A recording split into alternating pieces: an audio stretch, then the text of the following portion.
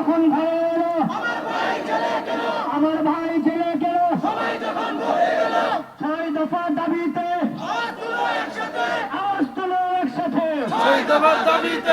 আমরা ফারাবী ভাইয়ের মুক্তি চাই নাকি চাই না?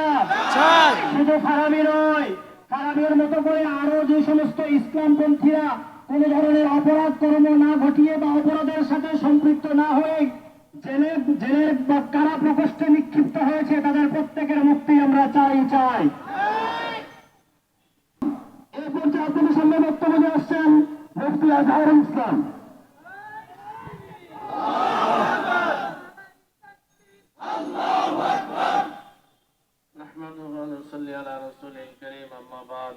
যেসব আলেমগণ এই ফেসিবাদ হাসিনা সরকারের বিরুদ্ধে যদি কোনো ওয়াজ মাহফিলে অথবা কোনো মসজিদে অথবা কোনো সেমিনারে যে কোনো জায়গায় বক্তব্য দিয়েছে, তাকে নিয়ে জঙ্গি নাটক করে করে জেলখানায় বন্দী রাখছে, সেই আলেমদের মুক্তি অবিলম্বে দিতে হবে। এছাড়াও যারা ইসলামকে নিয়ে কটূক্তি করার কারণে স্কুল কলেজ ভার্সিটি থেকে সেই প্রতিবাদ করেছিল, সেই সব স্কুল কলেজ ভার্সিটির ভাইদেরকেও অনেকে জঙ্গি নাটকে গ্রেফতার করেছে, ঠিক কিনা? এখানে যে ফারাবী ভাইয়ের কথা বলতেছে, আমি 2 নম্বর কাশিমপুর কারাগারে ছিলাম এখন ইসলাম বাংলাদেশের মামলায়, আর সেই 4 নম্বর ছিল। একবার কোর্টের উনারের সময় আমাদের দুজনকে এক প্রিজনদের নিয়ে যাচ্ছিল। আমি তার অবস্থা যেটা দেখেছি ভাই, তার নামটা শুনলে আমার চোখের পানি এসে পড়ে। তাকে কি পরিমাণ নির্যাতন করেছে, তাকে একটা শার্ট জামা পাঞ্জাবি ভালো করতে দেন এখনো, তার কাপড়গুলো ছিঁড়া ছিল, তার প্যান্টটা ছিঁড়া ছিল, তাকে এই পরিমাণ নির্যাতন করেছে। তার শরীর অবস্থা দেখতে তাকে বিলম্ব না করে যদি মুক্তি না দেয়, কে কি শহীদ হইতে রাজি আছে আপনাদের? আমরা এখান থেকে পরিষ্কার ভাষায় বলতে চাই,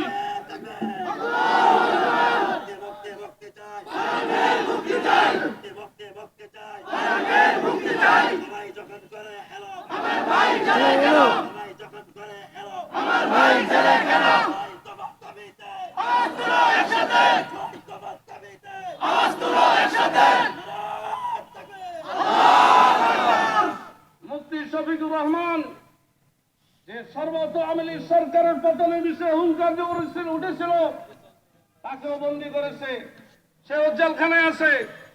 মুফতি আমিরুল ইসলাম সেও গর্জন দিয়ে উঠেছিল, তাকেও জেলখানায় রেখেছে। মাওলানা ফরিদ সাহেব, মাওলানা আবু তাহের সাহেব, মুফতি আব্দুল হাই, এরা এক একজন এখন প্রজন্ম ছাত্র যদি নাও চিনে, 2010 সালের আগে তারা বাংলাদেশে মামুনুল হক সাহেবের মতন ছিলেন। বাংলাদেশের সব জায়গায় হুঙ্কার বলে কথা বলতেন তারা। তাদেরকে 10 বছর 12 বছর 15 16 17 বছর পর্যন্ত কারাবন্দী করে রাখছে। তাদেরকে মুক্তি করতে আমরা এখানে যারা উপস্থিত আছে, আমি নিজের কথা আমি বলতে চাই, এই সব আলেমদেরকে নির্যাতিত মজলুম আলেমদের মুক্তির জন্য যদি প্রথম শহীদ হতে চাই, আমি প্রথম শহীদ হতে চাই। সরকারকে স্পষ্ট ভাষা বলে দিতে চাই, সরকারকে আমরা তাড়িয়েছি সুরক্ষাবদ্ধ ভাবে, এবং ইসলাম বাংলাদেশ সবচেয়ে বেশি রক্ত দিয়েছে আমাদের ফ্যাসিবাদ সরকারের পতনের জন্য, বিতাড়িতের জন্য। সুতরাং যদি আলেম ওলামাদের নিরালি ওলামাদেরকে জেলখানা বন্দী রেখে তাদের মুক্তির কোনো বৈষম্য করা হয়, আমার হেমন্ত ইসলামের শক্তিশালী সব নিয়ে ইনশাআল্লাহ সব উপস্থিত হয়ে আপনাদের পল্লীতে আমি সরকারের মতো হবে। অনতিবিলম্বে মুক্তি হবে।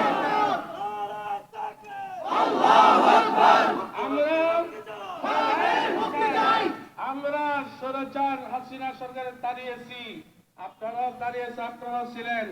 আমরা কখনো আওয়ামী লীগকে আর ক্ষমতা আসতে দেব না, এই স্বৈরাচারের কখনো আসতে দেব না। কিন্তু আপনাদের দাবি আদায় করে ছাড়বো আমরা, ঠিক কিনা? নাসরুম মিনাল্লাহি ওয়া ফাতহুন করিম ওয়া বাশশিরিল মুমিনিন।